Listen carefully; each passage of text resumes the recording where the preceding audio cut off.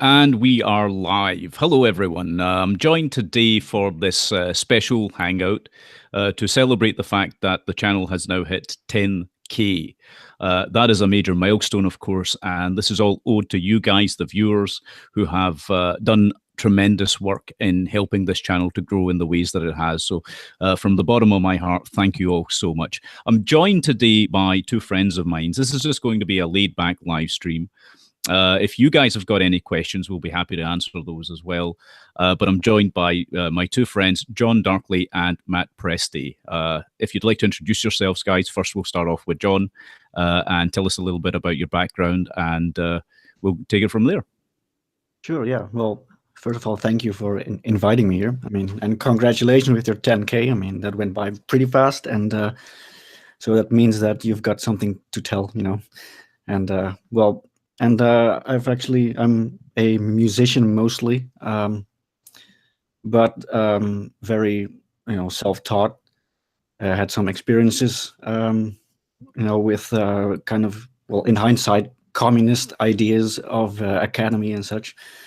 And well, yeah, just a couple of years ago, I just got interested in politics as well, which is exactly the opposite of art, in my opinion. But I would like to know what these elites are up to, and since we are in that game, I'd like to know in what game we are. So I try to combine that, artistic side with well, wanting to know what it's all about, and well, you have to find creative ways to combine that, and I think there is, because I've been doing some songs with Matt Presti as well. So we have lyrics that are about the very topics that like politics and self-knowledge and psychology and stuff. So yeah, and it's been since my appearance on Enslaved, things have gotten really interesting, and I've made a lot of new friends. So I mean, to be authentic is appreciated, and that's a very good sign. So yeah. That's excellent news, man. And I'll definitely be linking to your channel as well so that people can check out your work, because it is pretty awesome. I like a lot of it myself. Big fan. And we've also got Matt, of course, with us as well, who is a fellow musician, if I'm not mistaken, as well as a researcher. Yes, sir. I'm currently serving as president of the University of Science and Philosophy, formerly the Walter Russell Foundation. I've been playing music for most of my life, and it's great to join you. Congratulations on your 10K special award. Let's make it 100,000. And while you folks are out there, go subscribe to John Darkley's channel. But working with John Darkley over the past year on a couple of collaborations, and we'll work on some more to come, but it's been a great honor to be able to continue to write inspiring and hard cutting edge music and work on musical projects like that. The music that John writes, which is it's inspiring stuff, certainly very original, and I'm always happy to partner up with original minds and authentic thinkers, because it just makes everything so much more non-cookie cutter in this world. And I'm a big promoter of putting yourself into your own life's equation and unfolding the talents that lay buried in our souls. So I'm honored to join you, Michael. Thanks. Oh, it's a pleasure to have you, man. I was looking forward to this for quite a long time. I was hoping we'd all be able to do this, and here we are. Finally, circumstances worked out in a way where it was possible. So, yeah. But it's been an interesting time, as John was saying, politically as well as on other fronts. And as the Chinese say, they have this curse that they give to people: may you live in interesting times. And that's certainly the case for us now. Politics, to me, it's turned into a bit of a bread and circuses show, and folks are just being piled into the gladiator rings to see the matches take place now all across the board. There's no authenticity left whatsoever in the political paradigm. I think we've found that, especially in the last 24 hours with all the events that have gone down. And so, people right now, I've been getting a lot of messages, a lot of emails from viewers, from people who already previously knew my work as well, and just friends asking what they should do in this very, very turbulent time. And my advice to everybody right now is to stay calm. Okay, calm yourselves, because hysteria or fear or being afraid of what's coming isn't going to help you solve the impending crises that are on their way now. We've got to remain level-headed in order to be able to do that. So don't freak out. That is my first piece of advice to people. Secondly, don't be an idiot, right? Too many people are too easily pushed into directions and follow blindly, and that is not something that any of us should do. What has been done to people is a horrendous crime, in my opinion, especially by those people who control the paradigm, because they have insisted that people fit into their worldview, that people follow one path or another path that they set out for them. So again, we're seeing this being the case. People are now waking up to this being the case, and it is jarring, it is startling, it is shocking, but nonetheless, we have to face the truth with fortitude. And the more people that do that, and the people that are able to do that, actually will fare through this okay. What do you think, John? Yeah, I mean, there's a lot going on right now, but it has been for a couple of years. I mean, I've only been, like some people would say, red-pilled or woke, for, well, since 2008. And it started with David Icke and Alex Jones, So, but I think the last couple of years, I especially since the feminism started to arise, and the communists are back and Antifa is back, and then Donald Trump came along, and suddenly that was actually the reason that I wanted to get a bit more involved, if you will, in politics, or just at least be aware of it, because it seemed so it seemed to be everywhere, in every corner, even our Dutch mainstream media is covering stuff that came from America, at least that's what I thought. The white privilege stuff, and feminism stuff, and the slavery stuff, and because sometimes it was just exactly the same message and exactly the same narrative. So I think people are, whether they like it or not, very politically aware, and that can be it can be stressful. I mean, it can kind of create this bleak, view of the future, and but that's kind of the reason that being an artist is it's hard to kind of combine, the reality with your creative reality, because it seems to be very opposing. And yeah, like you said, you try to keep your head up. I mean, if we are going to talk about them, then they want you to feel, shitty and just give up. And it's hard, it's hard to not feel bad about all this. But yeah, we need to try. We need to do talks like this to kind of, remind ourselves that there are people who are as well aware, and who are friendly, and who want to change something. So, with good intention. So I think that's important. Yeah. Absolutely, absolutely. There is this case, as you were talking about. You've got your inner truth, okay, which and then you've got the external falsehood, which is being imposed on people. It's being pushed on them, and that's where people come into conflict.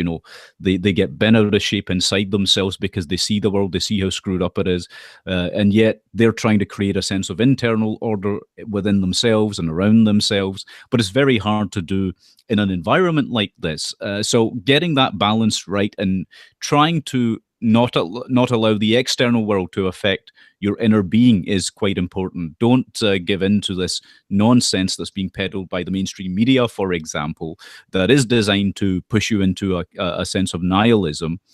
This hopeless defeat that sets in. You can't give up on yourself. Never mind what the hell else is going on, really. The most important thing is that you don't give up on yourselves as human beings. You have purpose, you have value. Your purpose is to do the very best for yourself that you can, for your families that you can, for the people that you love. Those are the important things. Everything else is trivial, okay? And again, some things you can't change in the world, sadly. That is a harsh reality. And I think one other thing, just very quickly, that I'll say about this before we go over to Matt well, for his opinion on a lot of stuff, is that so often for people, it becomes difficult to juggle their personal responsibilities. And they don't know where the line is between what is their personal responsibility and what isn't their personal responsibility. It's not your job to go around saving the world, for example. That's not your responsibility. You can't do that.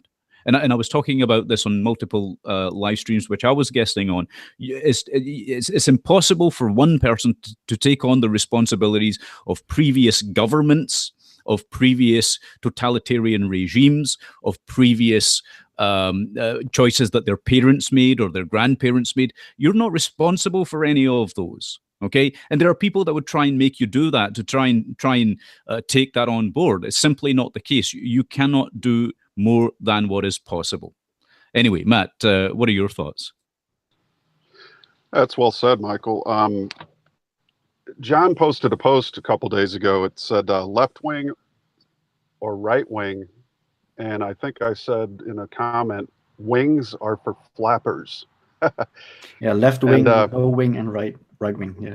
Yeah. So I don't want to be a flapper. I'm not a flapper. So I tend to be a centrist in everything I do, meaning independent of political ideologies. You have to be able to stand back and look at things constructively from an individual perspective, without filters, without labels, without self-identifying your very authenticity away to a pre-existing label that molds yourself into that group category. And I think any true self wants nothing to do with mobs or groups that have, these kinds of mentalities, because what you have to do in order to be part of those systems, part of those group herd mentalities, is shut down, turn off your individual self, which makes you, and it can then be molded to fit and assume the responsibilities that come along with such ideologies. So holding your center, not being a flapper through these troubling times, and it is troubling. It's not easy to look at the things that are taking place, for instance, in DC today, this huge, massive march of what I call establishment children, taking part in basically demanding gun confiscation and gun control, whatever you want to call it. But to me, that's kind of a sad thing in a way, because do these people really even know who's pulling the strings? There's celebrities bussing people in. I mean, when the Hollywood military-industrial complex is behind a lot of these, protests and things like that, it's important that you won't see a self, an individual, fully actualized out in such an arena. But you will see a lot of pseudo selves who believe in these political wings, and so they march to the beat of that drummer.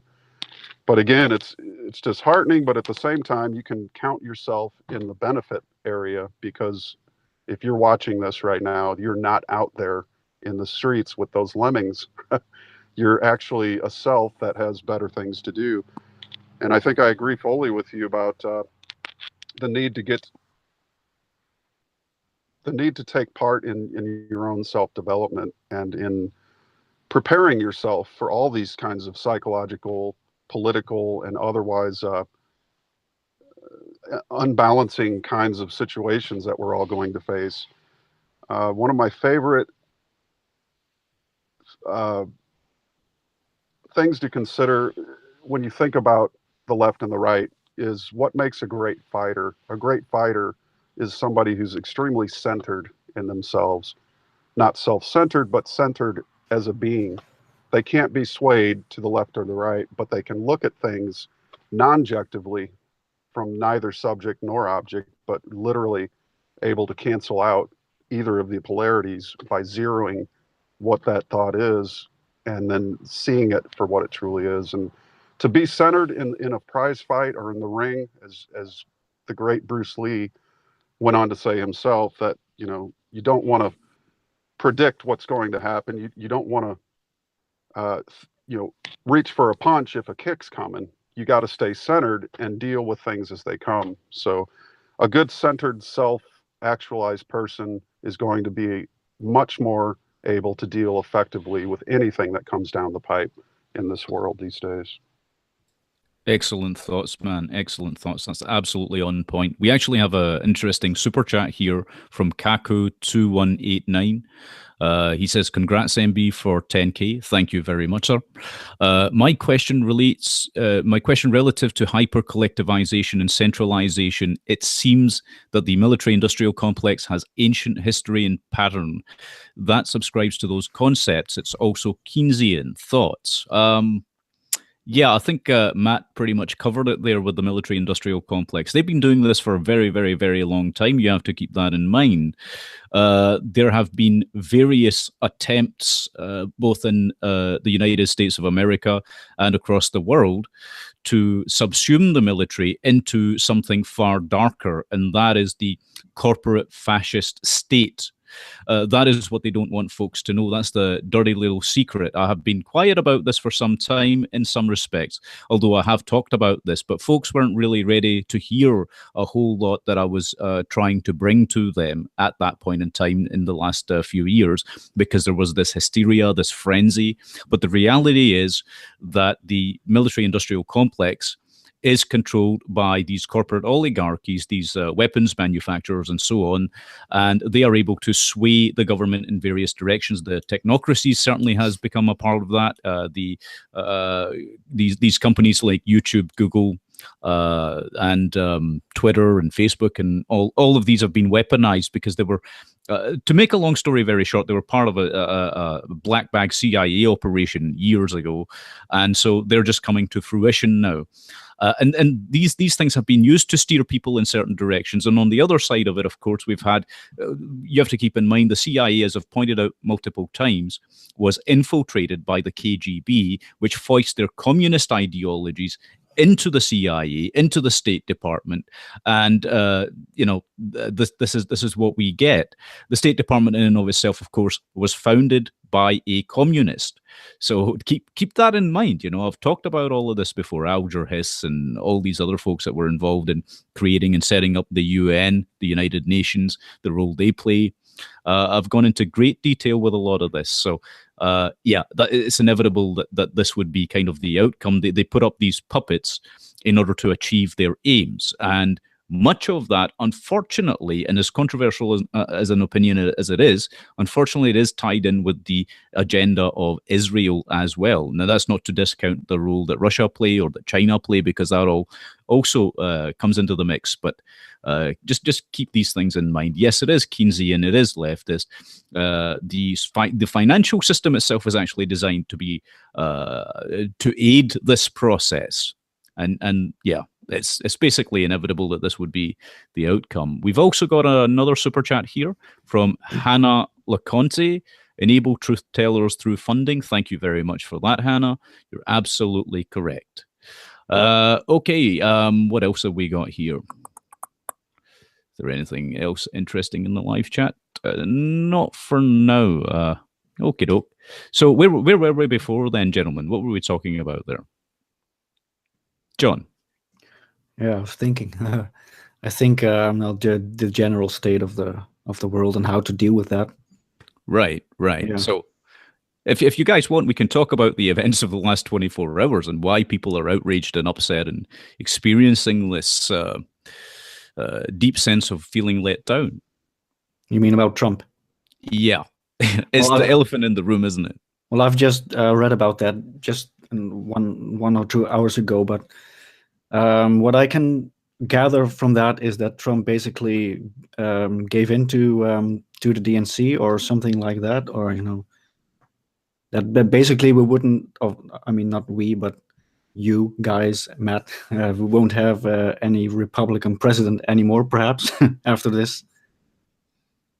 It is a big problem when things like this do happen. But let's get Matt's take on it, and then we'll maybe talk about it. Well, disappointment. Yeah, I honestly, it was.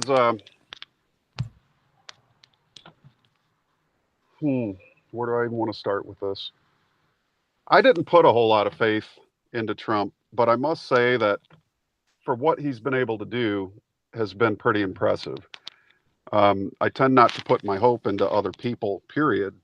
I do tend to hope for the greater good of humanity will come out of this, dark age that we're in of noetic darkness. But as far as his first strike to me, and I'll give him 3 strikes. That's all I'll say um, in regards to whether or not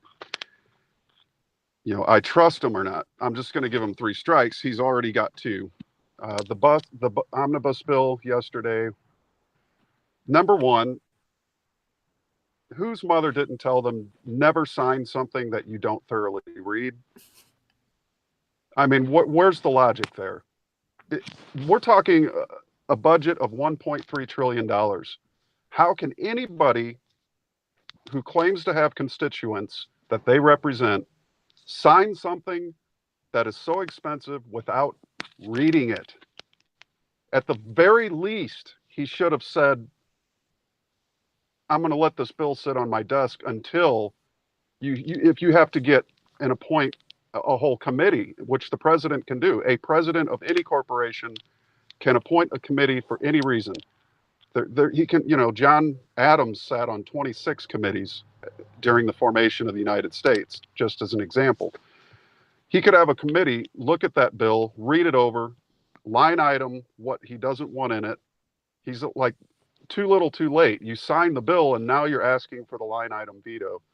That's a massive strike. It was really a disappointment because, again, I don't have a whole lot of hope when it comes. I don't put any hope into political leaders, number one. There's that old saying, there is no political solution. Never in my study of politics have I really ever encountered political solutions. So to put any hope in politics to fix anything in this world that's broken, problems don't get fixed unless they start with you as a human being taking part in this planet. If your home, which is where the balance of the human world begins, is in disarray and unbalance, you have no business pointing your finger at what's wrong in the world. You have to start from a place of balance. Again, that center. Don't be a flapper. Be centered. When your home is in balance, you'll begin to see what in the world is not. And that starts in your own neighborhood. There's something out of balance in your neighborhood. So balance extends outward, not from the out in. So there can never be really a political solution for the problems of the world. It's a character flaw. People's characters are flawed. And that's what creates the problems of the world. Unbalanced thinking from individuals that take part in these organizations called government, industry. There's a lot of good people in these things too that are balanced. And that's probably why it's even still, not sunk at this point.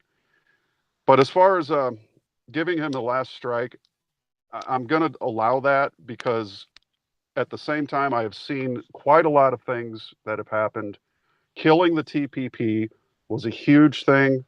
The net neutrality was a big deal because if you actually read into these things, you'll find that the TPP was in a large part going to squash any kind of independent energy production out of existence.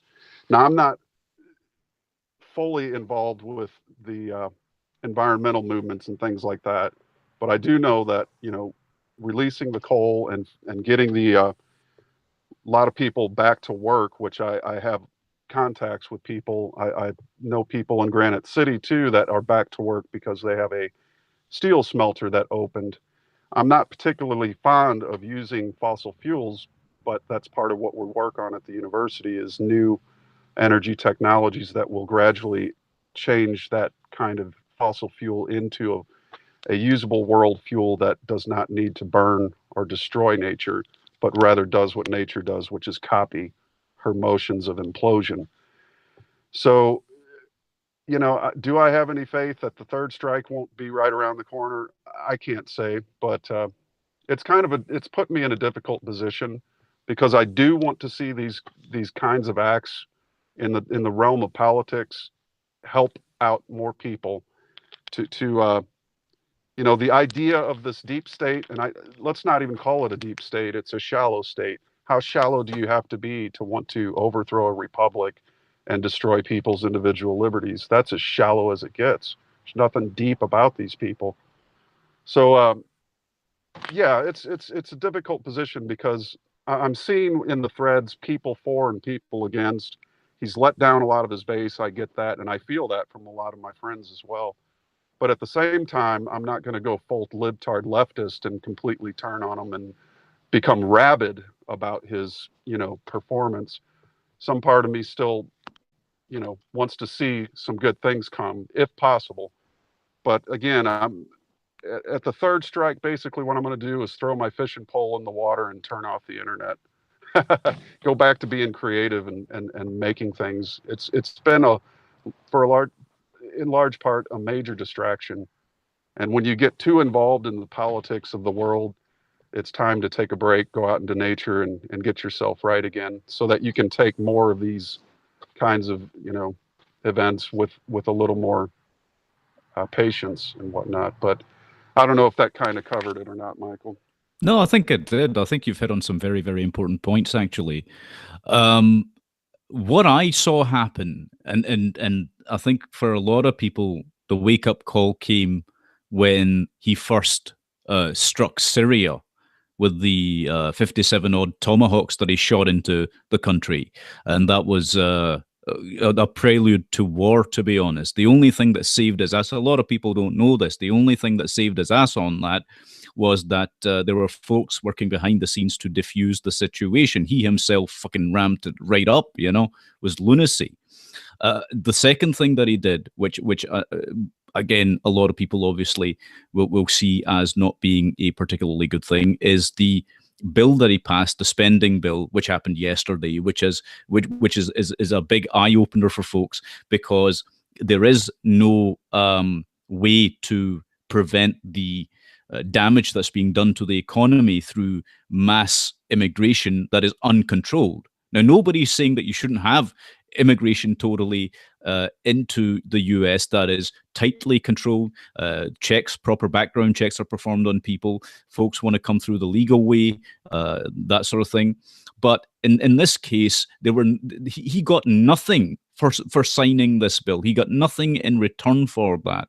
And I think that's one of the key sticking points to all of this, as well as a myriad of other things, the Planned Parenthood thing. I myself, as one example, am not for abortion. I don't find the position of those people that hold to that as some sort of moral value. I think it's profoundly immoral. I do not see the value of funding Planned Parenthood, which is basically designed to carry out a eugenics program on behalf of the government.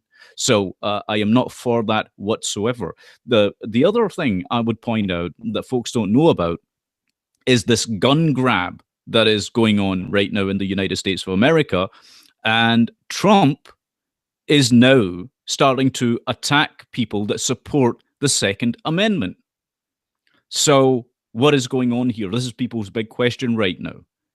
You know, this is what's irking people. This is you can't and he has, if he means what he's saying on a lot of this, and it looks like he actually does, there are people that are making excuses for all of this right now, and I find that quite abhorrent, actually. If you're just worshiping somebody in the political arena and you form a cult around them, that is no way of behaving properly. That is no way of analyzing anything critically. It shows you to be very, very, quite frankly, moronic. Okay, there's no other word for it. If you're uncritical in your thinking in regards to these things, then you're just a cheerleader, and that gets nobody anywhere. Look what happened with Obama. That's exactly what happened with Obama. There was a massive cult a cult of personality. And these things destroy nations. They don't actually embolden them or help them. So yeah, I can't see this going in any kind of particularly good direction because of the decisions that are being made. To me, it genuinely does look like he sold out his base. He entirely sold it out. I'm not saying that's the case necessarily. I believe that to be the case, though. So yeah, it's all very troubling stuff, and the gun grab obviously. It's being done by both the Democrats and the Republicans right now because they're afraid. They're afraid of the people because they know that when they do things that will anger the people, when they do things that destroy the nation itself, then the people will turn on them. So it's not a good thing. It's not a good thing at all. What are your thoughts, John? Yeah, I just wondered the whole time what happened to the the saying or the notion that there's this false dichotomy between left and right. I mean, didn't Alex Jones start that? That I think in the beginning he made this video how the left and the right, when they collapsed, they formed an even more stable base, like a triangle. So that's the power structure. And now it seems that no, I don't want to talk negatively about Infowars, but it seems as if they are just one big ad company for Donald Trump the last 2 or 3 years.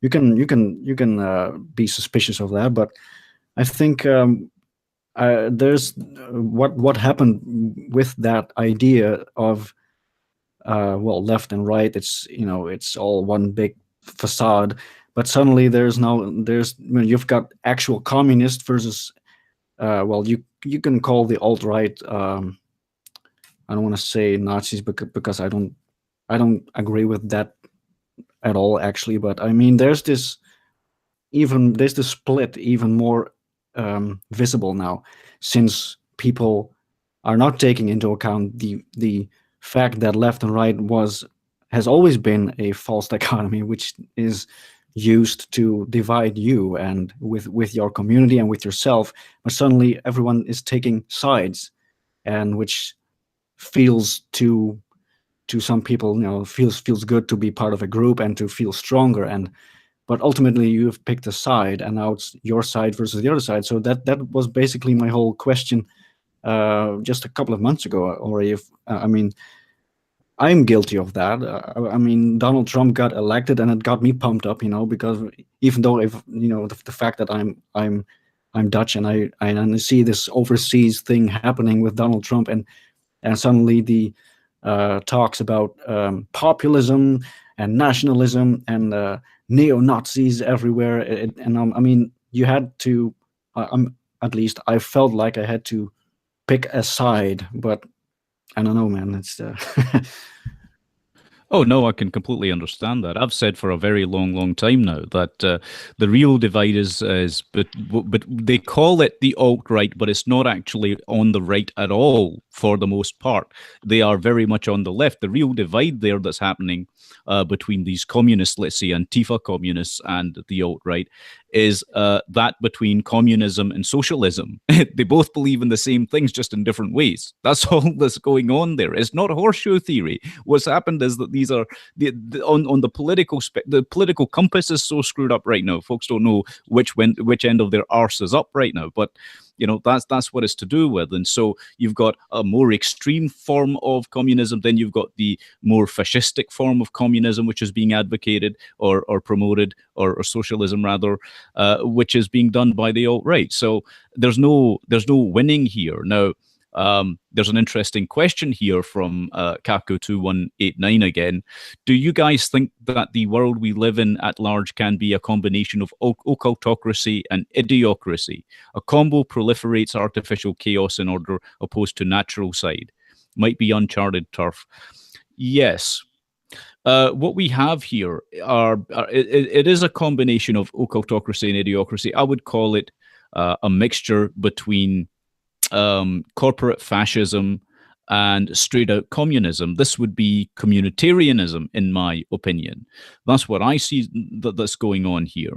And the communitarian agenda is creating that synthesis, if you will, the merging between communism and this corporate form of fascism. It really is. It's all really seriously troubling stuff. But that again has been going on for a very, very long time. These are not new things. I think all this happened really is that folks have been rattled by reality. You know, they weren't aware of what was going on for so long, and they did get, as you were talking about earlier, John. They got enthused by the power of the crowd. Okay, they got enthused by the power of the crowd, and then you've got this massive block of people that, as you correctly said, ended up choosing a side. They got polarized. It's polarization, and once you've got polarized, you only need one side to polarize. By the way, right? And that's what happened. This is what Trump was designed to do, to polarize America against itself. So you have people going to war with each other over some lunacy of a political belief, a political doctrine, which is not at all authentic, by the way, right? And so what this creates is a schism in America. American citizens against American citizens for no good damn reason whatsoever, when both sides, as both of you gentlemen correctly pointed out, are controlled. And so where can this lead? Can this lead to anywhere good? I think not. I think all this sort of thing does is provide those bread and circuses. It provides entertainment for those folks that are running the roost, and they want to see people at each other's throats. I've been saying this for well over a year and a half, roughly. I've been making this point, and people haven't been listening because they weren't ready. They just literally weren't ready, because a lot of people got pumped up, they got polarized, and when you tried to bring them even a kernel of truth, there was massive pushback. I don't know if you guys noticed that. Matt, did you notice that? Say that question one more time. I was saying that the people got polarized so easily that they were unable to see the truth from fiction, and they bought into the fiction. So if somebody came along to try and tell them the truth, they weren't able to accept that as being the truth. Right. Well, as we know, divide and conquer is the ancient saying of the elites for the past 6,000 years of written human history, from the time of Babylon to Samaria. Well, Samaria to Babylon to Egypt to Greece to Rome to one civilization after another. Why do they fall? Why have 21 civilizations of mankind fallen? It's due to polarizations which occur from the divide and conquer strategies. And I think a lot of it, from a psychological level, when you have psychopaths that rise to the top because they desire power, they desire, it's the Lord of the Rings, the ring. All these same people desire this thing called power. And with it comes all these luxuries, money, fame, fortune, things of that nature. It's corruptive to the human soul, and it's not something that occurs in nature. So, and that's what happens when you live a hedonistic lifestyle, and you can hurt yourself by just a sex interchange with the wrong kind of person can destroy your character in 5 minutes. What takes you 10 years to build, you can destroy it with a cheap whore, and that's what these people don't understand. So we see a lot of this kind of bizarre behavior, especially, the pedophilia and all the other kinds of just really sick, twisted behaviors that these people take part in. But what that creates in that hedonistic outlook and approach to just living for the glory of your own senses is you turn your eyes outward away from the spirit. It's a denial of the spirit. And a person that lives without spirit is one of the easiest people on the planet to control. All you have to do is throw them a fish that pleases their senses, whatever that fish may be. Little power, little fame, little money. Oh, they'll go right for it. They have no character, no inward vision to even identify with what the spirit is. That's the doctrine of atheism. There is no spirit. There is nothing special about me. I'm just another deterministic robot that is living an organic life of mere accident. How just absolutely dull. And so when the psychopath gets in charge, and they do know very well that to continue their hedonistic lifestyle of pure materialist pleasure, they have to create what's called polarity. And when you want to control somebody, all you have to do is get them divided against each other. Any house divided will not stand. And it goes back to the home once again. If you're divided against your wife, how in the hell are you going to have balance in your home?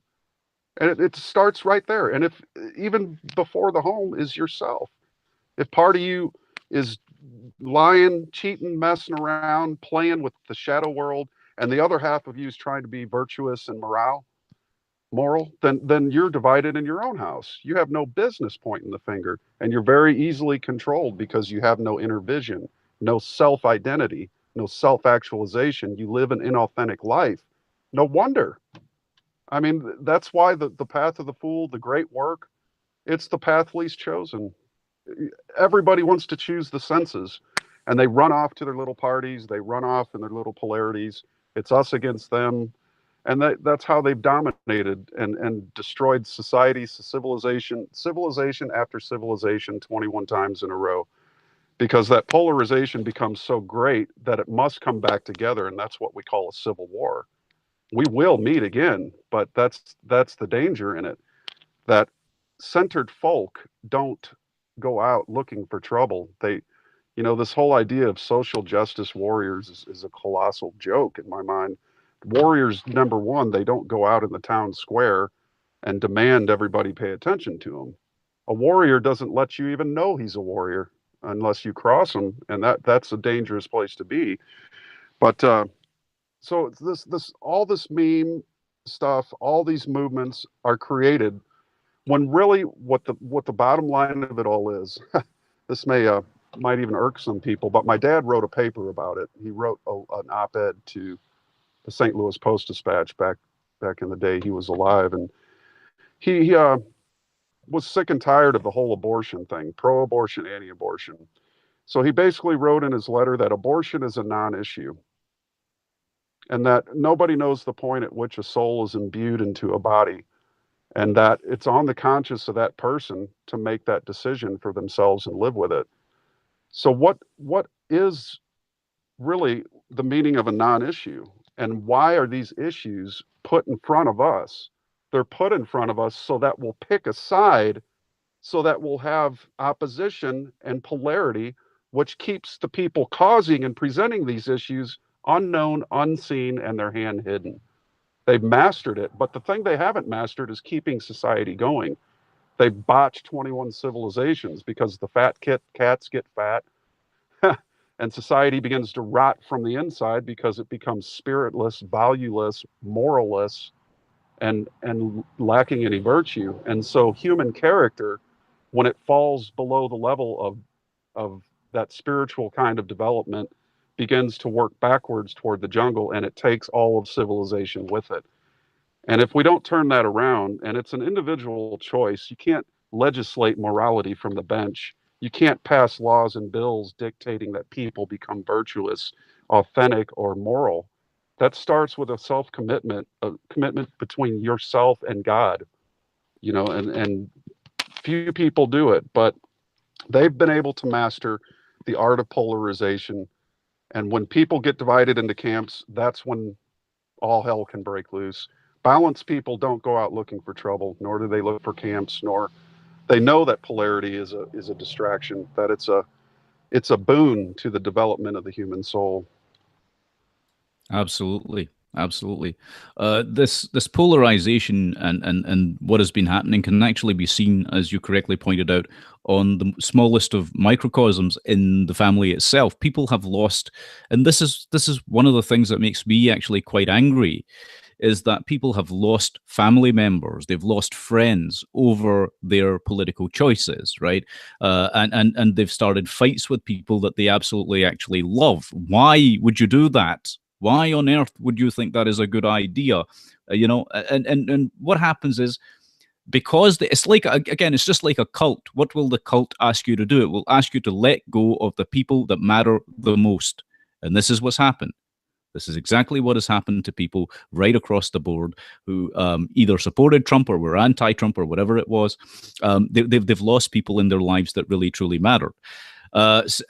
So, what have they gotten in return? That's the big question. What have they gotten in return? Have they gotten any loyalty? And I think this is partly what's driving the anger, is that they didn't get any loyalty from this guy that they gave everything up for. One part of me feels really exceptionally sad for them that they are going through this, that this is happening. But at the same time, it's like, look, there were people out there that were trying to tell you, do not get polarized, do not allow yourself to believe in the game. Unfortunately, as John had pointed out, when it comes to places like InfoWars, and there are folks out there that will defend them to the death, and whatever, each to their own. But the fact of the matter is that outlets like InfoWars and other cheerleading camps, let us say, are part of the problem. You can't come around for years and years and years into people's homes, into people's ears, and tell them government is the problem. Government is not going to be able to solve your problems. It's corrupt to the core. And then champion somebody in a position in government. That does not work. You can't champion tyranny when for years you've been anti-tyranny. This is the hypocrisy. This is the hypocrisy. People are being played like fools. People are really out of their depth when it comes to a whole lot of this. And one thing that Matt said that's absolutely correct as well is to do with morality. You can't legislate morality. You can't legislate goodwill, as Malcolm X once said. He made that point. You can't make people be better people. That has to come from within themselves. It truly does. And right now, it is not. All this happening is these political camps, these political factions are trying their very best to make you believe in things that simply are not true. It's a post-truth society right now. That is what you're living through. And because, again, no one can see the tree from the woods, it's turning into a complete nightmare for folks. Because they're accidentally buying into things that initially they thought they would never ever buy into. So you've got to deprogram yourself all over again. You did it for Obama, you did it for George W. Bush. Well, now you've got to do it again. And one thing is that you have to inoculate yourself against the spin and the propaganda. Okay, you have to understand the methods that these people use to try and polarize you. How do they do it? How do they succeed in doing it? It's because you don't know what they do, what methods they use to perpetuate and perpetrate this hypnosis. Whether it's Fox News, whether it's CNN, right? Everybody's got their favorite camps, and all of them lie 24 hours a day, 7 days a week. That is their job. And people don't get that because it's this case. It's like with football teams or whatever, right? You've got your favorite team, and then you've got the other teams, and people will kill for them. People will fight for them. But here's the thing. It's the same with baseball, right? Baseball is one of my favorite all-time sports. But Babe Ruth or Joe DiMaggio, okay, aren't going to put food on your table, are they?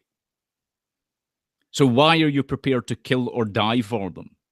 There's the ultimate question. Why are you prepared to do that? If somebody isn't contributing to your well-being in a real, deep, personal sense, why on earth would you invest yourself emotionally, psychologically, spiritually in that person? Don't do it. That is my advice. What would you say, John? Yeah, I wanted to say two things, actually. First was when Matt spoke of the lack of self, centeredness. What people are hearing about themselves is that you are not worth fighting for. I mean, let us do the fight for you. That's because you're powerless. I mean, you just sit back and relax and watch the show unfold, and you can vote for this or that, and then it will be fine because you don't have anything to say. And well, here in Holland, politically speaking, we already got rid of the referendum. I mean, what the hell? Yeah, it's not very encouraging when watching media or Hollywood, especially the last, maybe 10 years already. It's preparing you for groupthink and to negate your own individuality, and so that automatically makes you want to join a group, which makes you feel stronger, and then all cycles repeats. And for example, when you talked about InfoWars, like how they would constantly say that, well, you don't have to, you don't need to believe in government and a leader, and because you're, that whole narrative, then to suddenly invite Donald Trump himself on the show. I mean, I spoke with Mike Thompson in my podcast, the first podcast, about Trump as well, and I just thought, well, everyone is saying that Trump is an outsider. I mean, well, is he really an outsider? I mean, he is a very wealthy man. He must be appearing on someone's radar, I mean, it's not that I mean, he doesn't come from politics, but he's certainly not an outsider. I mean, everyone knows who he is, especially now. I think literally everyone in the world knows now who he is. But and then for them to invite Megyn Kelly, which is what it just seems like a very alternative version of Fox News now. So, It actually does. Yeah, completely. In fact, here's something that a lot of folks don't know. Ivanka Trump, Trump's daughter, from whom we obviously saw that he takes his cues with the bombing of Syria when he launched those rockets again, the Tomahawk missiles. He did that apparently because Ivanka cried. Okay, now Ivanka Trump, who happens to be married to Jared Kushner, who owns 666 Fifth Avenue. That should be a massive clue in and of itself, right? But let's pretend, okay, let's put that aside, right? Ivanka Trump was best friends with Chelsea Clinton. Okay, so Trump is not an outsider. Trump is not an outsider. People think that he was, but in real terms, no, I'm afraid what's happened is people have been played. Okay, they have had their trust abused one more time, and it's actually. I'm sorry. Actually, I just wanted to say I was searching for this book. I have a book by Trump. It's called Think Big. I mean, it's basically the secret, but it's about money. But in it, he says that, or he answers a question from someone, and the question is, what would be a very good candidate for the 2007 presidential campaign? And he said Hillary Clinton. I mean, maybe that's just innocent at the time, but afterwards it all seems a bit weird. Good friends. Yeah. Matt, what do you think about that? Well, yeah, it's interesting. Again, there's strange things that, in my experience, I've worked in media. I was a sound technician in the St. Louis area for 15 years. I've worked behind the scenes. I've worked on 1,000 shows. I put mics on, set up for presidential debates, put mics on congressmen. We even set up a show for the Pope.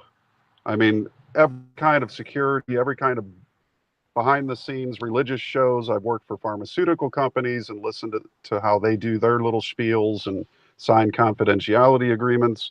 One of my first sound gigs was at St. Louis University. Ambassador Richard Armitage for the Bush administration was giving a speech there, and he was speaking to top ranking CEOs and other vice presidents and their higher ups for both Boeing and McDonnell Douglas. And as I was sitting there, I was reading a book. You get your mixing board on autopilot and you sit back and read a book, and they're just going on with their meeting. But I heard something interesting in the year 2000 in August. Was one of my first sound gigs. And Richard Armitage said, within the next couple years, we will have a presence in Afghanistan. Pretty interesting. And sure enough, 9/11. So maybe think about things from a behind the scenes sort of thing. There's definitely hidden hands that are turning the wheels. Trump being an enigma, and again, working in media, I've never seen what I've seen in terms of media when it comes to Trump. It's a phenomena. I've never seen the media so rabid and against something, because it's almost counterintuitive. If he was truly their boy and he was owned to the hilt by them, wouldn't it be easier just to say, oh, this great guy Trump, it would be a lot easier to get your agendas across, get things moving, unless, and again, I say to several different friends who asked, why would you support, this whole Trump thing from the onset? Well, there's a number of reasons, but the main one, I think, has to come down to, if this whole thing is scripted, then it's the most incredible scripted facade ever put on, or theater, I should say, that's ever been put on. It deserves every Academy Award. It deserves every single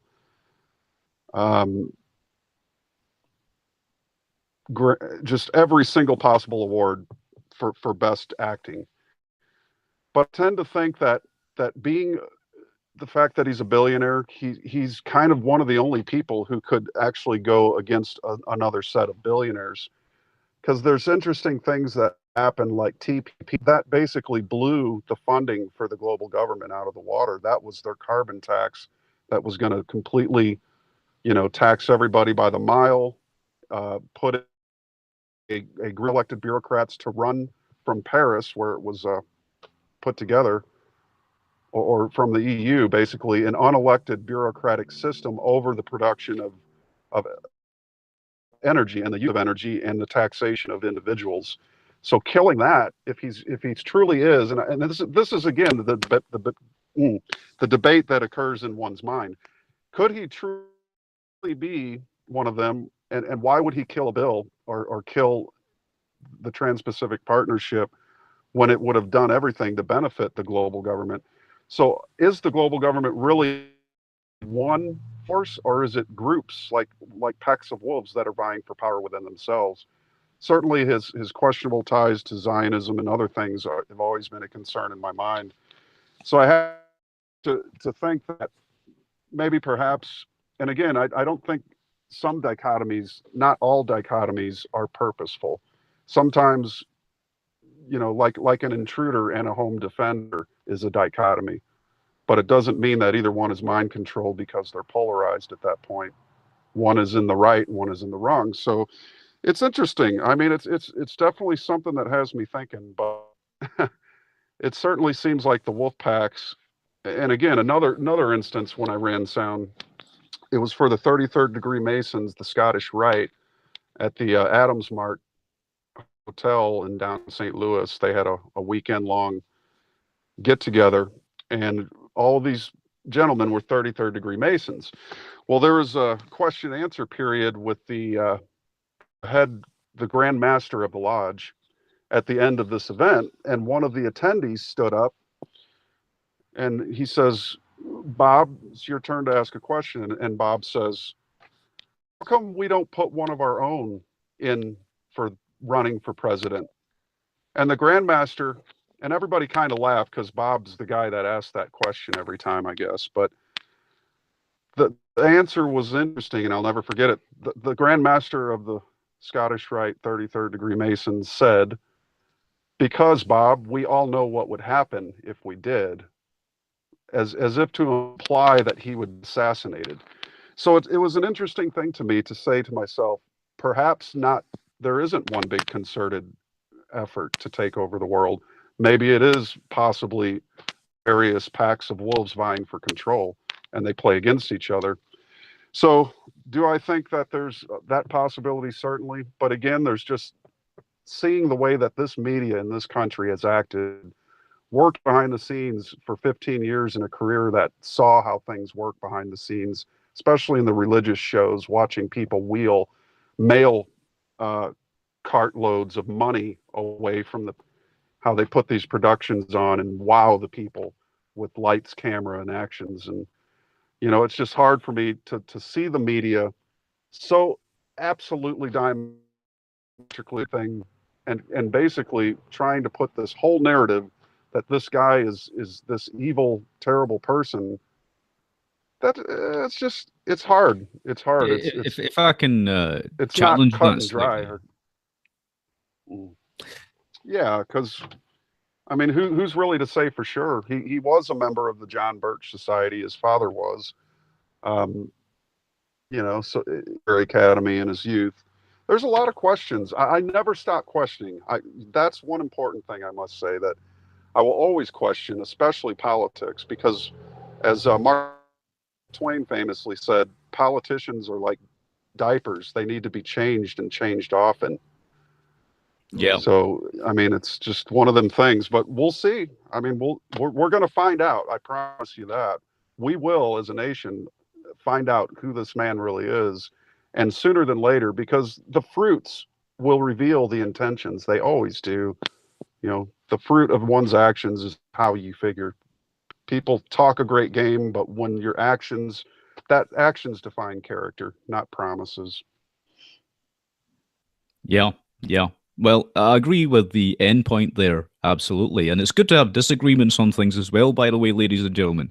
Don't let anyone ever tell you that just because you have a disagreement with somebody about a specific thing, that shouldn't be the case, or that, you have to play a zero-sum game. Sometimes that simply just isn't true. But here's why I disagree with Matt in respect to this, because I think both things can be true. Yes, you have infighting within these organizations, within the greater agenda itself, let's call it, the darker great work, we could call it, whatever other terminology you might want to apply to it. And also at the same time, the agenda still keeps going forward, and it's the same agenda, regardless of which way you look at it, whichever way you cut that cake. There are always going to be power plays inside the upper echelons of the most highly elite folks, right? But it doesn't change the price of potatoes as far as I'm concerned. The other thing is with regards to what Matt was saying about how the media turned so vehemently against Trump. I think this was on purpose. It's just a thought on my part. I don't know if I'm right about this, but I think this was on purpose because they had seen and they knew that this would produce the Streisand effect, as it's known, right? Which is where if you go hard, all in, right, completely against a person, then that person comes out looking like the underdog. The support for them goes through the roof. This is exactly what happened in Germany with Hitler, for example, or with Stalin. Actually, the very same thing happened. Every movement that has turned into a communist or communitarian movement or a fascist movement has ultimately always worked this way. That is why I think they knew what they were doing. They purposefully set the media up in a bait and switch so that folks would think he was for the people. And of course, the biggest open secret of them all is that what has happened in America, and again, this is just my viewpoint. I'm not necessarily saying it's 100% the correct viewpoint, but to me, it makes logical sense. You've got the military that was backing Donald Trump, the absolute complete totality of the military that were backing Donald Trump. And in fact, InfoWars admitted to this fact when they invited on various guests inside the military apparatus. This is a military coup, ladies and gentlemen. They are prepping up for martial law. This is my sound opinion, is fact checked. I've looked into this a million ways from Sunday. The fact that the phrase itself, "drain the swamp," came straight out of a Pentagon program to implement total control over the United States of America gave me pause for thought. When I came across that information many years ago, and then I saw Donald Trump uttering that phrase, "drain the swamp," I kind of went, hold on a second, something's not quite right here. Most people don't know about this. Most folks don't even know that the Minerva Project, for example, was set up to do precisely this thing. And also, it serves a few purposes. It also roots out the folks that are real dissenters so they can clamp down on those folks. Now they've got everybody's name on a list thanks to the technology. They know who supported Trump. They know who's a true rebel. They know who's trying to fight against the system. And what's happening? Just as a general kind of aside, what's happening? You've got people that are being banned in countries, people's free speech is being shut down, folks are being thrown in prisons, those people who are true dissenters. So I don't think this is quite as authentic or realistic as it may appear to be to some people, right? I genuinely think this is part of the same controlled mechanisms that they've been using for a very long time. But feel free to disagree with me, guys. What do you think, John? Well, I don't really have anything more to say about Trump. I mean, kind of lost a bit the general idea of the Trump topic here, but yeah, I mean, like you said, that was very striking. That he was made out to be the evil Hitler, and but the funny thing is that um, in Holland we had the same thing with Geert Wilders, or Geert Wilders, if you guys know who that is. Um, but yeah, about Geert Wilders, he's also knee deep into Zionism, actually, and yeah, and I think the whole political system now kind of looks like a joke, but it's always been like that. But it seems to be a parody of itself. I mean, who in their right mind would have thought that Donald Trump would have been president? I mean, when he announced that he would run for president, I just thought at first, Donald Trump, what, why, why? Because I just saw him in Home Alone 2, you know. And the funny thing is that I watched some documentary about his apartment, or I mean his house, which is literally made of gold. And I thought that, well, he's going to be. I mean, he is America. He is literally America. He just contributed to New York City in a great way. Of course, he is going to be running. But yeah, the whole preparing, for or to actually talk bad about Trump, like the media does. I saw that with Geert Wilders, and I was never really a fan of his to begin with. I mean, he's too extreme in some points, and if I'm just taking things to a different level or to a different topic, I don't mean to distract, but No, it's absolutely fine. Keep going. all right. Well, there's this with the last podcast with Unslaved I did with David. We talked about Dutch politics as well, and I just see parallels, and I think that is the thing now. I mean, it's been global now. That just to polarize, like you said, to force people to take a side, and then feel good about the fact that you took a side, and then the alt right was created. And I'm not saying I'm against the principles that the alt right has in some ways, but it is collectivist, which has its good qualities, I suppose, when you have a stable community, and then that's a whole other thing. But I mean, since Donald Trump, things have gone really weird, and not just in America. And I've seen the same agenda playing out in Europe here. The whole, I mean, everyone talks about the gender or the wage gap and feminism, and I've seen Dutch talk shows now dealing with these topics all of a sudden, and everything is beginning to look the same. Yeah, so it's I don't know what's happened. I don't know where it's going, but you Michael, as a former Intel analyst, you must know some shit. Oh yeah, I could tell you some stories, that's for sure. On the subject of the rise of what's being termed populism, let me say this. The pattern seems to go a little bit like this. And again, feel free to disagree and tell me your thoughts on this, guys. But you just destabilize countries in the Middle East, right? And you get displaced populations. You get people fleeing from those populations who are obviously angered by the fact that they've just been bombed. What then happens? Well, it makes them very easy to recruit into these terrorist groups, doesn't it? It's just miraculous that it works out this way. And then what do you get? Well, you then open the borders to all these very, very angry people who are justifiably outraged about what's happening. And because Islam specifically, which is an ideological problem, does view any attack on their brethren as part of the great struggle, you're going to end up with jihadists that want to attack what they perceive as the Western powers, Satan as they call it, or whatever else, right? The great Satan. This is the ideology throughout the Islamic world.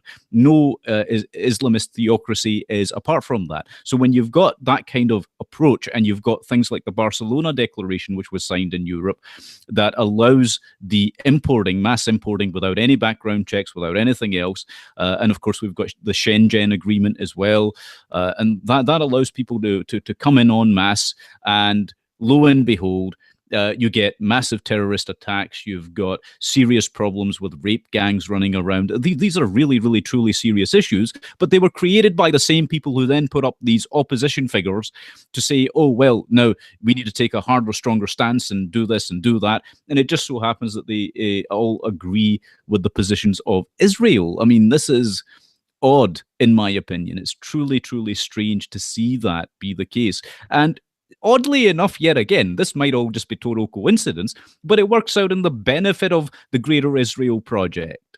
So, it could be coincidence. It might not necessarily be the case that I'm right about this. It might not be some grand conspiracy, but when you see certain things happen, you've got to sort of think about it and say, well, this doesn't seem to be entirely coincidental. Well, talking about Israel, and I just came across the what's it called, the hate list or the hate watch by the ADL or the SPLC. I mean, there's a list of ordinary people on there, actually, and this whole thing with Count Dankula with a Nazi pug. I mean, that's just funny. I mean, I would, if I had a dog, that's the first thing I want to teach him. but I have a cat, so. Bro, you've hit it on the head. You've hit the nail on the head there with that. That's exactly it, right? What have we got with the case of Count Dankula in Scotland, in the UK? They applied a UK law to actually convict him on this Communications Act nonsense, right? Which is a very, very dangerous piece of legislature in and of itself. But what was that all about? Well, you've got a guy making fun of Nazis. You've got a guy making fun of actual fascists, and he's been sent to jail. So whose side are these people really on? That's the big question that has to be asked right now. And too few folks are asking that. Whose side are these people on who are doing this, who are enacting this legislature, who are making these decisions? What on earth is happening? It beggars belief that this can be allowed, and that, it's getting to a point where, and this happened in the Weimar Republic as well. It happened in the Weimar Republic. The communists themselves ended up creating the National Socialist Party. They ended up pushing that boost towards them, and they got their desired effect, didn't they? And then they destroyed Germany after that, of course, the Allied power. The same people that were pulling the puppet strings destroyed Germany, destroyed Europe. I mean, it beggars belief that this crazy stuff can happen, but unfortunately, history proves that it can. But yeah, it's a very disturbing case. In the case of Count Dankula and many others, Lauren Southern, Brittany Pettibone, Martin Sellner. There was another guy from, was it Poland? I'm not sure. Do you know, John? I don't think so. Well, where was he from? I'm trying to remember. It was one of the Eastern European countries. I'm fairly certain of that. But he got banned from entering the UK as well. The UK is sunk, by the way. That's completely under this hegemonic totalitarian control. Make no mistake about that. But yeah, it's right across the board. And the ADL in the United States of America, along with the Southern Poverty Law Center, is cracking down on people and compiling lists of ordinary YouTubers. So we've got dissenters who what are they dissenting with? They're dissenting with totalitarianism. They do not like it. And they're the ones that are being put on these lists. That's the most disturbing part of it. What do you think? Me or? Yeah. Then we'll go to Matt. Well, I mean, you have seen the video that I made for you, especially, right? This evening. Yeah, I found that pretty hilarious, man. Yeah, It was nice going. I did too, and that's because humor is such an important factor now, because basically everything that the left has done for the last couple of years, it's gone ridiculous. I mean, sometimes I don't even know if it's a joke or not. I mean, they've gone to such extremes that they actually ask for it to be ridiculed and to be made fun of, and so, but what humor does is, I mean, psychologically speaking, what humor does or can do is, it kind of debunks your ego, when you're kind of frustrated with something or someone, and somehow you can turn it into a joke. Then everything will be more centered, and you get the bigger picture, and then you get a bit more rational, and then you can work things out. So politically speaking, there's absolutely no humor now, and the things that especially the left does, I mean, yeah, it practically begs to be ridiculed and made fun of. And we also have a Dutch comedian who is totally absurd. He's just insane. He's done as well a tour in London, I believe. But he has always been very politically incorrect and anti-Islam and politically, aware.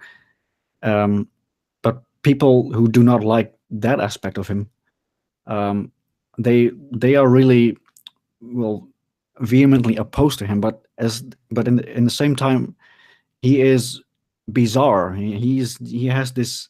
He's just insane on stage. He's just, you can't really explain what he's doing, because and that is I think the power of seeing things in a humorous way, to actually kind of relate more. I mean, to bring back objectivity, and I think that's lost now, especially in politics and society. Yeah.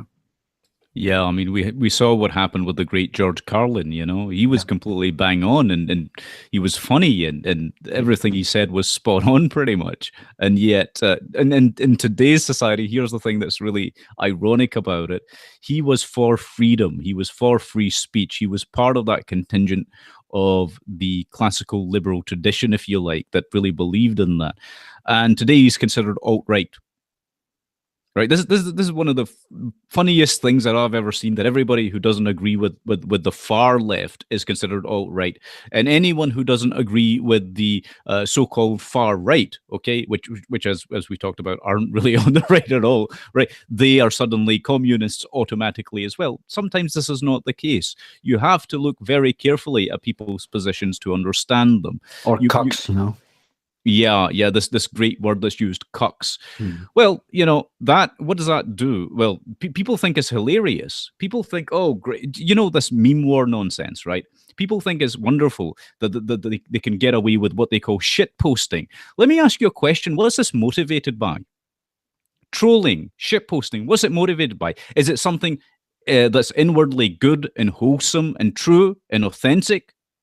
No, not at all. And I'm not saying we should take steps against any of this, because I believe fully and wholly in free speech. But what I'm saying is we have to wonder what motivates people like this. There have been a few studies that show actually this is a form of malevolence that's lurking inside people. It's their shadow side expressing themselves in really, really fucked up ways, and they are not getting a handle on who they are.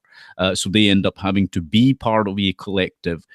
Collectivism, by the way, doesn't have to be bad, except when it comes in the form of authoritarian collectivism. And I think that's what we're seeing. I think it's dangerous for humor, for comedy, as John said. But I'd like to get Matt's take on this as well, if possible. Are you there, Matt? I think we've lost Matt there. Yeah, I think he's having technical difficulties, perhaps. We'll go back to yourself then, John. Anything further to add with regards to that? Oh, yeah, I'm back. Well, there are a lot of things happening in the world which are not funny, obviously.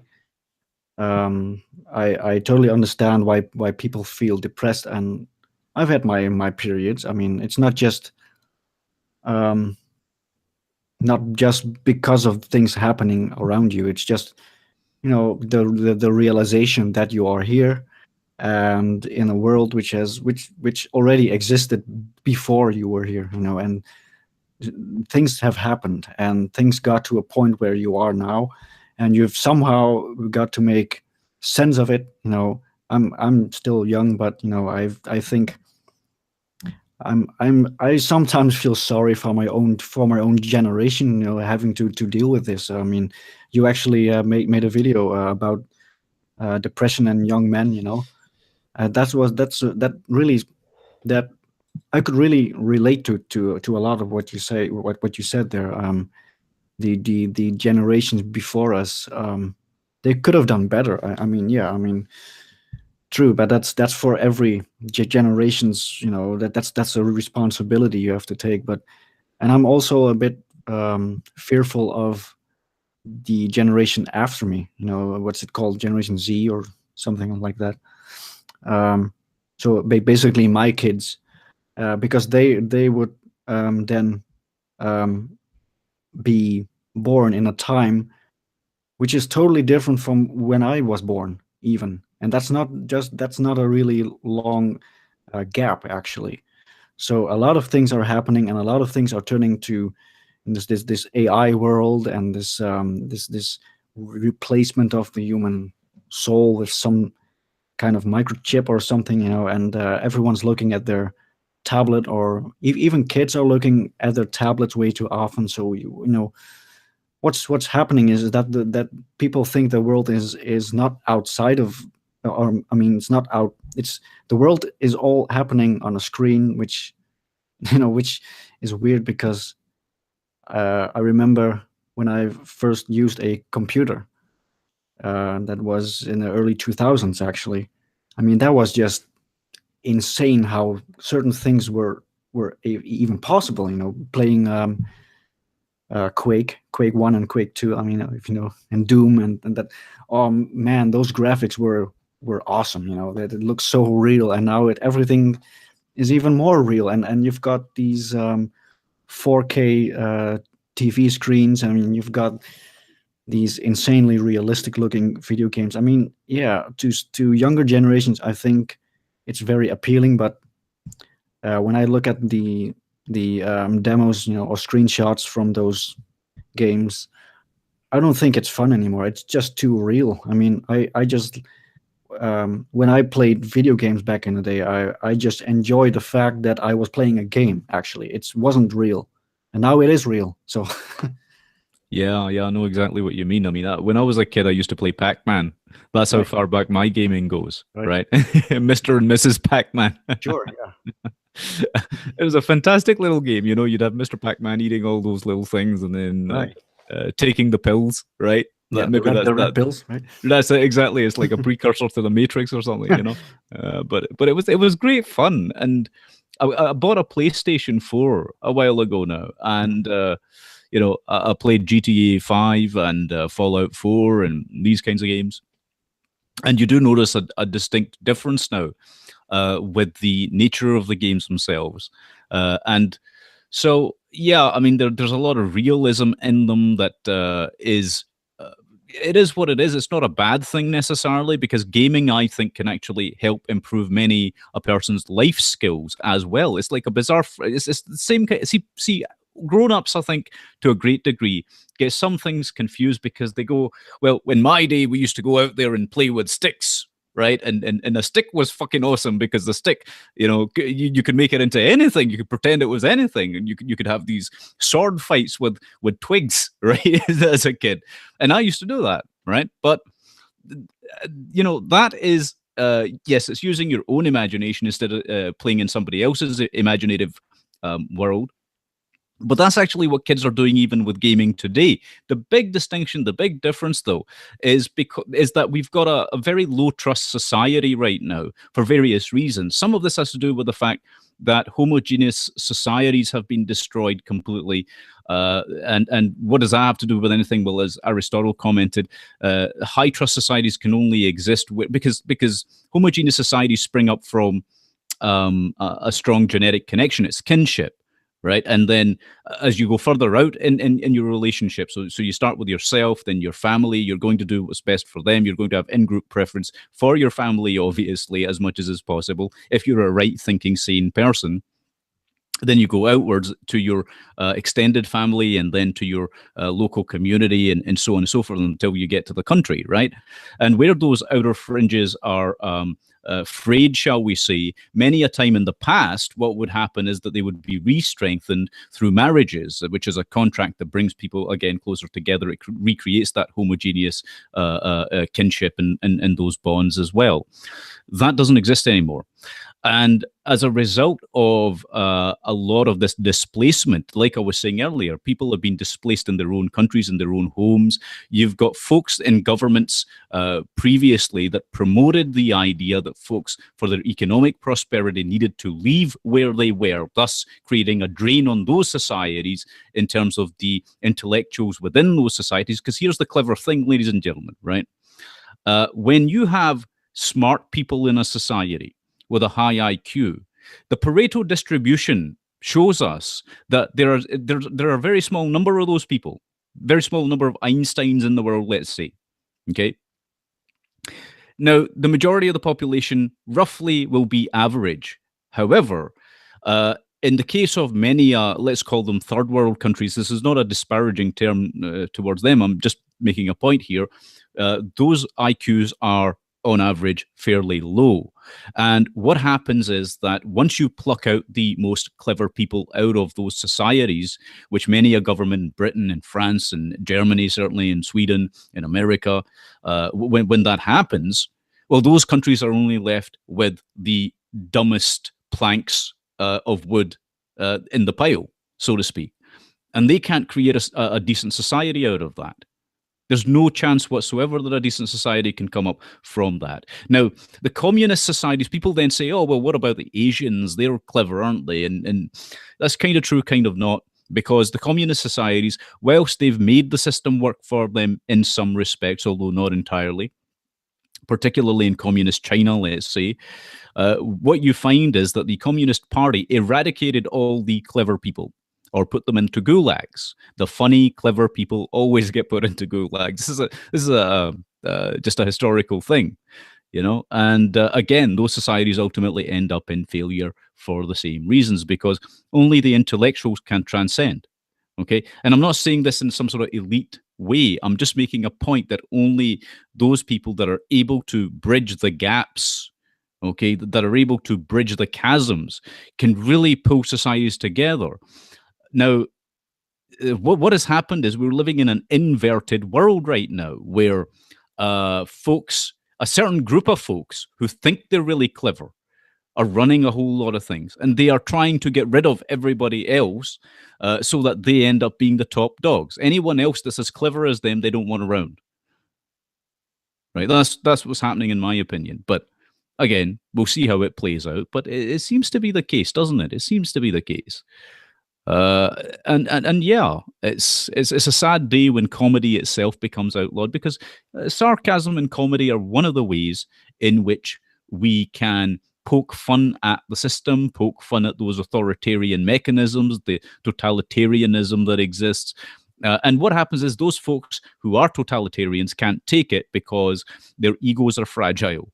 They have this egotism, and they can't stand being laughed at. That is I mean, it's a crazy thing, but it's true.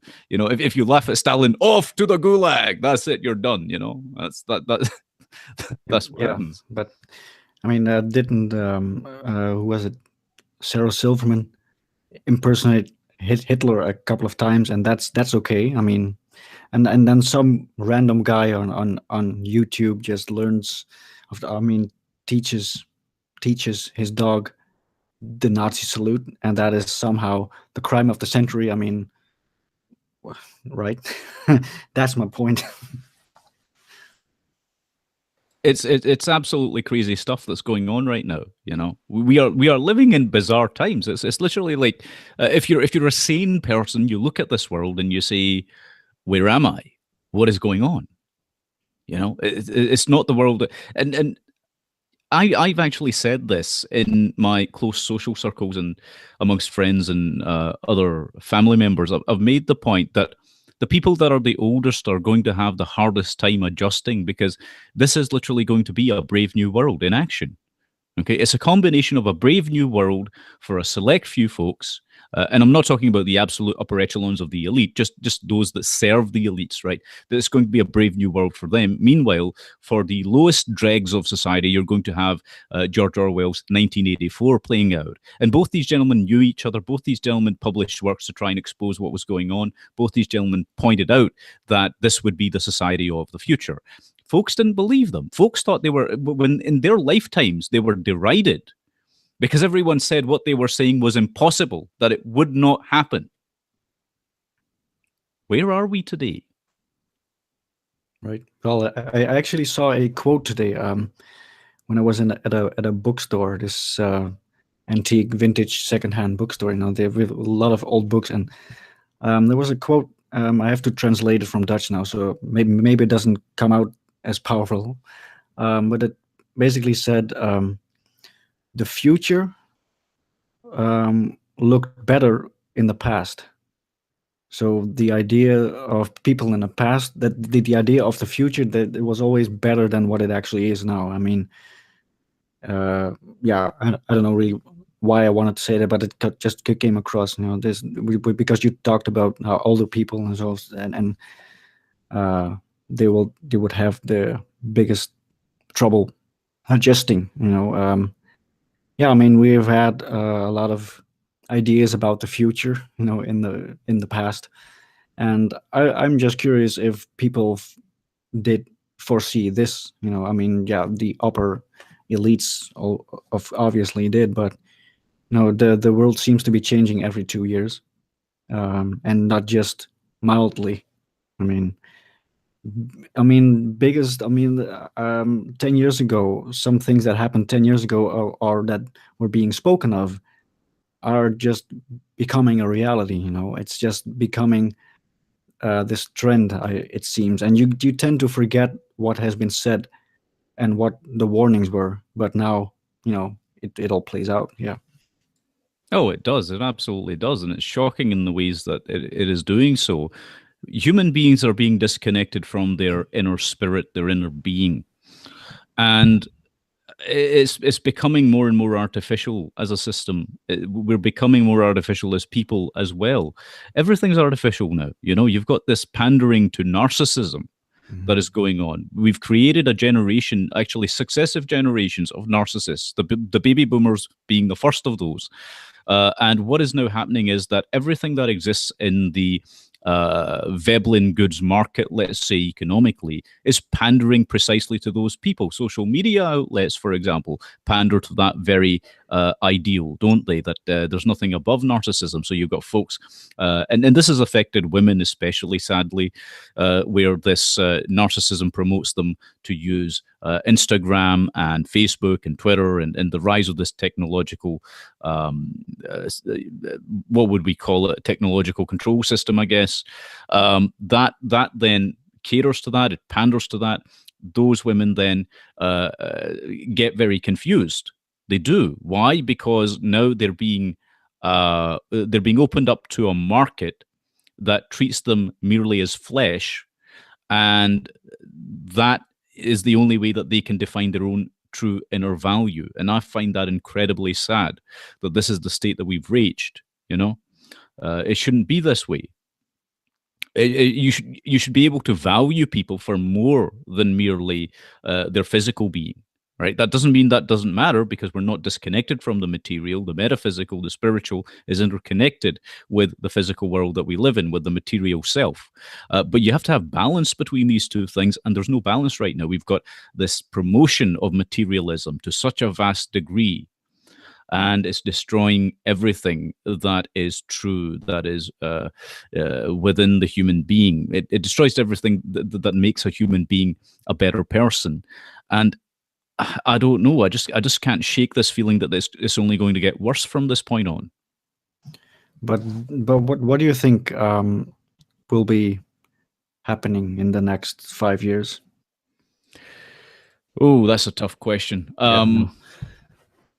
What do I think will happen? I think society is headed for a cataclysm globally. That's what I think. I think humanity actually is heading for a massive cataclysm, and there's no preventing it because people are wholesale buying into all the various things that have been put out there for them. We're like rats in a maze right now, and there are only a few people that can see through that maze. There are only a few people that really want to get out of the maze, but yeah, I think we're just going to drive ourselves over the cliff. I think we are going to end up decimating ourselves as a species. That's what I think is going to happen. I think there's probably likely to be some sort of a nuclear event or some other kind of event because of the level of insanity that we're breeding, because of the types of political leaders we're choosing, because of the types of personalities we're clinging to. None of these people, by the way, are in a healthy frame of mind. Let us keep that in the back of our heads, right?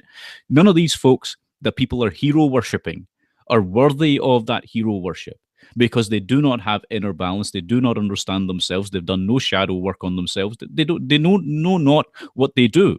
And so in a society like that, when we've got these kind of people that are that we've chosen to represent us, and I'm not just speaking politically, I'm speaking right across the board, whether it's in the economic sectors, whether it's in the show business of show business, let's say, the celebrity culture we've got, it doesn't matter. It's the same thing at the end of the day.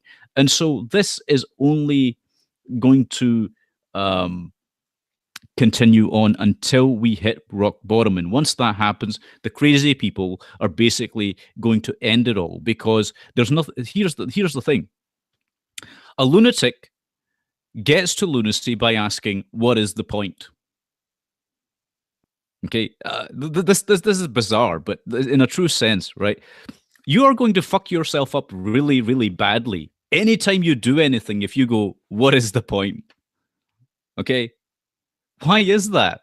Because ultimately, and this is where the nihilists have a point, it is sort of futile, it's pointless. But okay, like if you're talking in billions of years down the road, then yes, it's totally, because the world will explode and the sun will end and all this sort of stuff will happen. But when you look at it from a human perspective, because we exist here and now, right, the moments in life are what make it worthwhile. Yep. Okay, that's the point. But if you put yourself into that frame of mind by saying, "Oh, what's the point? What's the point? There's no point to anything." So that's not even pessimism. That's just plumb nihilism. You've lost the drive to do anything in life. You've lost your inner light. It's all gone. You've been extinguished. Anything that was valuable in you as a human being, when you go down that road, is extinguished. It is over. So that's what you've got to try and avoid, as a person. What do you think, Joe? Well, yeah, I mean, everything is constructed by moments, especially, well, this very moment as well is the reason why you're here and why there will be a future. I mean, yeah, everything. I mean, these nihilism posts that I share on Facebook a lot. I mean, they are funny. I mean, because it's true in a sense, like you said. I mean, what's the fucking point? We're all gonna explode anyway. But you're here now, so you gotta take care of yourself. I mean, because if nothing mattered, you could as well take care of yourself. I mean, it wouldn't matter either way, right? So, do you want to have a good short stay here, or do you want to be miserable till the end of time? I mean, you have got to build yourself up, and I mean, it is a strange reality we live in. I mean, no one is expecting to have the answers to the universe right away in their 60, 70, 80 years of life. I mean, it's a journey. I mean, and ultimately we're all gonna die. Yeah, true, but we're living right now. So yeah. Yeah, the people have lost their sense of perspective. That's the thing. We've lost our sense of perspective, and it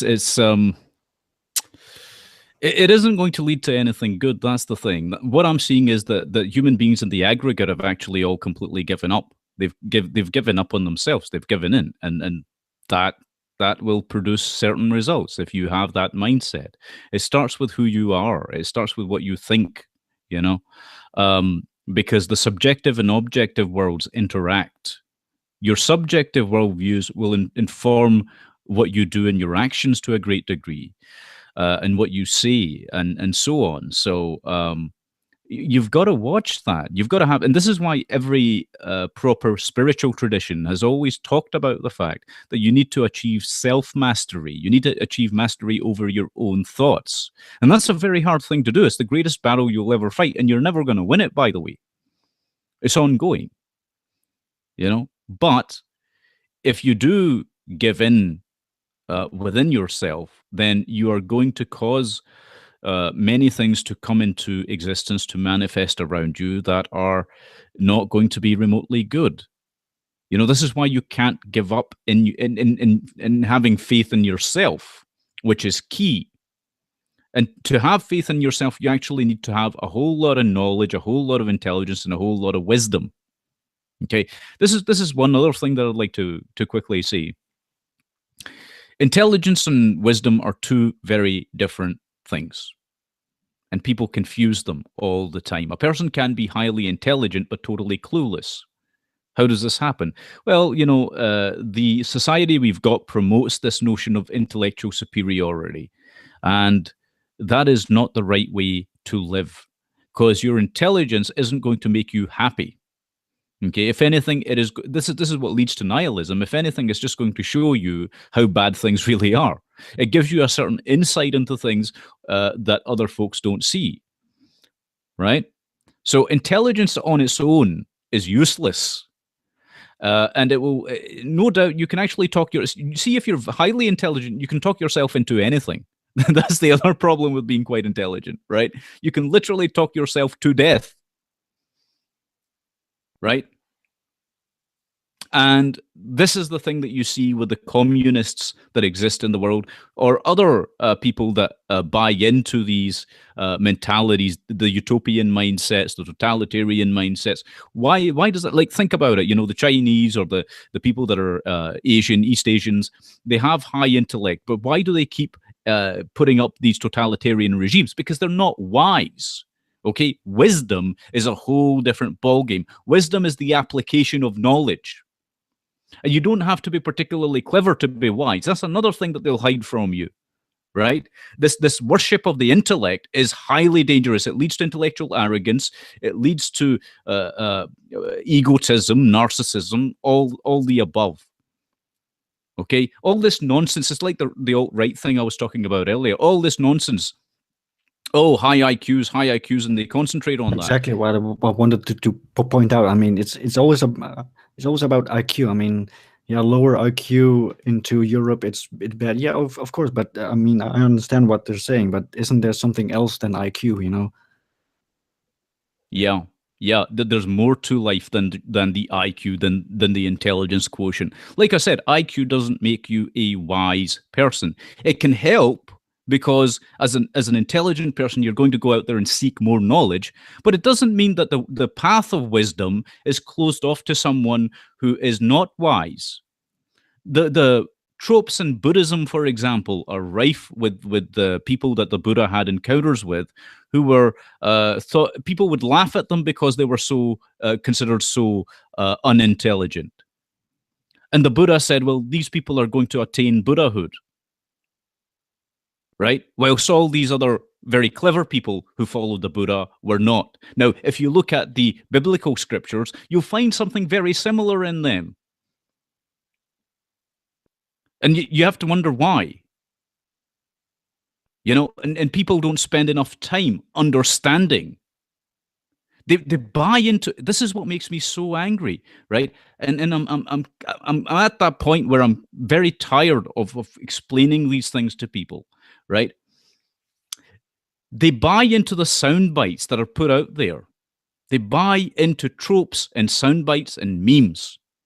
Whether it's somebody else that's very wise that says something, or they buy into what I'm saying. Okay, whatever it is, when you just repeat verbatim what someone else is speaking of, that isn't the sign that you're thinking for yourself.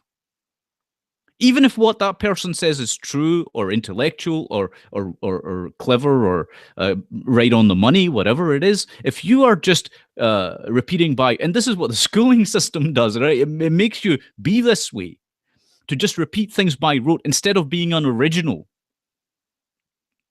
See, the original intention of nature, in fact, is to make sure you're an original, to make sure you're an individual who has responsibility to the greater society that you live in, but an individual nonetheless.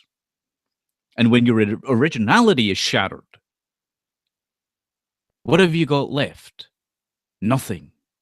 And that's what's going on right now. People have got nothing because they don't have anything true or authentic. That's all being authentic is. You come up with something that's a blend of whatever it is, and through inspiration, you do or say something that no one else on this earth has ever done or said before. Yeah, and have you checked out the episode on Unslaved where I talk about my music academy experience? Yeah, I think I did. Yeah, actually, that was a great episode. Yeah, well, that's because, at the time I wasn't aware of what was happening. I just was in shock that I was literally found to be too original. I mean, that's an insult. I mean, that's an academy, a music academy. It's now I'm just talking about the arts now, but yeah, they saw the originality, the authenticity, the individuality, and they actually thought that was bad. And at the time, I was just let down because I wasn't going to be attending that school. But in hindsight, it's just, well, I'm glad I didn't. And even if I did, I don't think I would have made it the whole 4 years. I mean, there's just the 2 hours that I was there for the screening and such. I just had multiple experiences already where I thought, well, apparently I have to conform to several standards of what musicality is. And I must admit, I'm not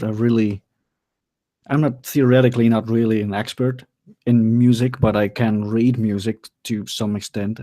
It might be a bit slower, but eventually, look at what I'm doing. I mean, I've done everything on my own. I didn't really need the group to tell me how to do things, and at the time I wasn't really actively trying to be an individualist. I was I just was and am, and I'm still trying to be more of an individual, each day, especially as an artist. And even if you're not an artist, I mean, you have to be careful around what's happening around you. It could be your family, it could be people walking on down the street trying to influence you into thinking in a certain way or to be in a certain way. And it's gotten to this point where if it didn't happen on Instagram, it didn't happen at all. Like someone said. So yeah, it's going to be tough. Yeah, absolutely. The academies are making it impossible right now, whether it's in normal intellectual fields or educational fields or the arts themselves, to be who you are. And if you express that, you are punished for it. You're not rewarded for it. You're punished for it. That's what I find most distressing about this whole thing.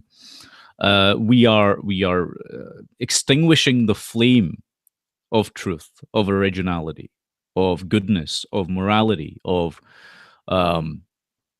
anything that is wholesome, right? We're extinguishing the flame of that, and we're going to end up extinguishing ourselves if we aren't careful. And this plays into the hands of the same people that set these institutions up. I've already explained to people how the education system came into being, and people don't want to hear it. This is the most distressing part of it all. When you explain to people why things are the way they are, they don't want to know. They want to bury their heads in the sand. I've never been able to figure out why that is. Maybe it's personal biases, whatever. Maybe it's the programming, whatever the case may be. If you don't understand why things are the way they are, you're never going to be able to counter their effect on you. But nonetheless, yeah, the whole of the art society, let's call it, right, is being destroyed wholesale. All of it. What are we seeing in music right now? Are we seeing anything that is truly authentic? No. We've got music that is garbage, frankly, that is out there. There's no message in it. There's nothing that is saying that touches the heart or the soul or the human mind. There's nothing like that out there right now. It's all manufactured garbage. And when authentic musicians like yourself, John, come into the mix, what happens? When they want to try and shake things up a bit and say, hold on a minute, I've got something to say. I've got something that I can do. I've got a piece of music that I would like to share. The crowd goes, sorry, no, that's too dangerous for us. We can't do that. Right? We have to run away from truth in any form. Music has a truth to it, by the way.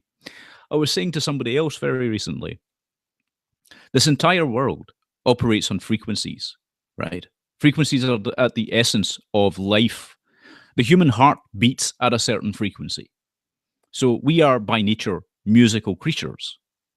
So you snuff that out now with this hyped up crap, which has all these hypnotic beats within it, which has all these program nuances within it. And lo and behold, what do we have? At the end of the day, nothing of value in that, what is being laughably called music, which is mostly being produced by auto-tuning. Yeah, and I like to bitch a lot about Max Martin, that producer who is responsible really for all the hits that won't leave your head, like Britney Spears and Justin Timberlake, Katy Perry, and well, everyone actually. But he's just laughing his ass off because he just admits in interviews that he's using a formula which happens to work. I mean, you have to start your song with a hook. I mean, in a first amount of several amount of seconds, you have to grip them. This is the hook, and you have to make sure that there are not a lot of changes, but just enough that you are keeping yourself busy and it's exciting enough. And he just won a prize 2 years ago, this producer, because of his skill to produce hits. But it's not really that hard, actually, if you just keep to that formula. I mean, yeah, then of course you're gonna get rich. And then there's this interview with the actual artists who are working with him, like Pink and Justin Timberlake, and so they were asked, what's it like working with him, and they all gave these weak answers. Well, like, oh, it's very easy working with him, and he really cares. And I mean, no, he doesn't really care. I mean, right? He's just smart. And when I talked with Michael Tassarian about this, and I asked him, do you think the Max Martins of the world are evil or just smart or both? And he said, well, I think they are evil because they know better, but they choose not to. So yeah, it's an interesting topic. Oh, it's the world of today is a bit of a mess, sadly. And that video that I put out that you were talking about on depression and the war on young men, which is being waged by the society, isn't helping things either. A lot of guys right now are feeling disconnected. A lot of guys right now are going through this wilderness period, shall we say. And it will be an extended period of time, by the way. Things have changed so much. Things have become so god awful that a lot of young folks, whether it's Generation Z or the generations that follow, are going to have a seriously tough time of it. There's not going to be any great change in their lifetime. How do you live with that? That's the ultimate question. Well, the answer is not to let yourself get unsettled by the current state of affairs. The answer is not to give in, as I say, to express your originality. And music is actually one of the ways you can do that. And everyone should experiment with it. Everyone should get familiar with some sort of musical creativity they have, or other forms of creativity, whether it's writing, whether it's painting, whatever it may be. Just don't go into the postmodernist nonsense, or this manufactured pop music stuff. This is another thing, right? Why do people want to get into music? As a musician, let me ask you this: Are people today trying to be musical, shall we say, to be authentic musicians, or are they doing it to be the next bestseller #1 Justin Bieber, Britney Spears? Well, that's funny you ask that, because I've had this talk with someone who's she wants to be a singer. She has a good voice, and plays a bit of guitar. And first thing she wondered was, how long would it take for me to get rich and famous? I mean, that should be a byproduct if it comes. So that there shows me that there aren't really, that you're willing to do anything to get there. And those things that you are willing to do are not the things that I want to do, because if I did, I would have attended that school. And I mean, yeah, I know that I just want to make music because I feel that I am art. It comes out of me. It's authentic. It's an expression. So it's not just a hobby. I can get new hobbies, but this is not a hobby. It's a way of life. And some of the songs that I made just came to me. I didn't really force it. I didn't really study it. So I don't know. I just to want to be famous. I mean, I don't think I want to be famous or rich or anything, but I want to be known for what I do, and I want to be like what I'm doing now. It has created some more audience, talking on the internet, and sharing my stuff and selling music on my Bandcamp page. It's happening, and I did it all by myself. I didn't need an industry behind me, preparing the way for me, and just be this mindless drone, just doing whatever's told.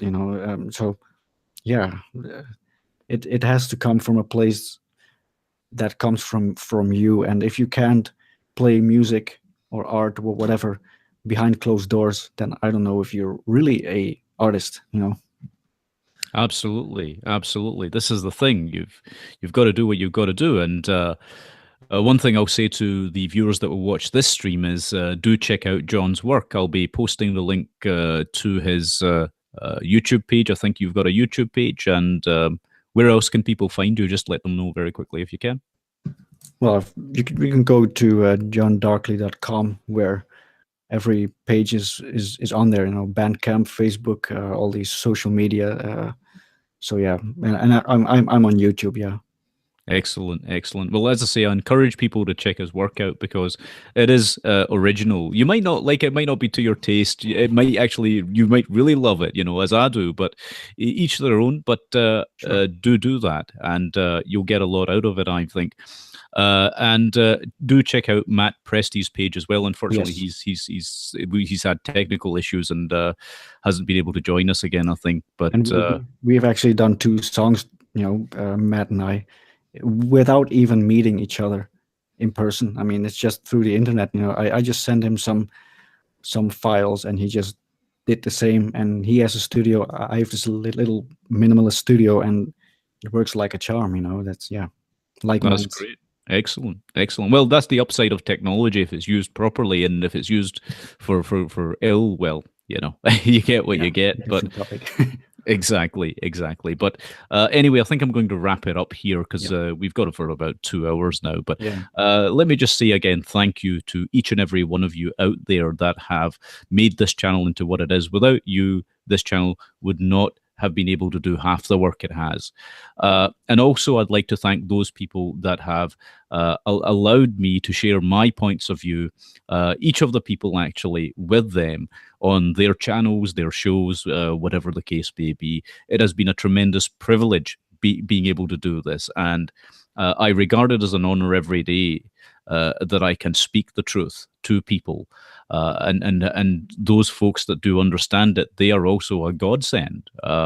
So thank you for that. And thank you, John, for appearing with me today. Thank you again, Michael. Take care of yourselves, everybody, okay? And God bless all of you.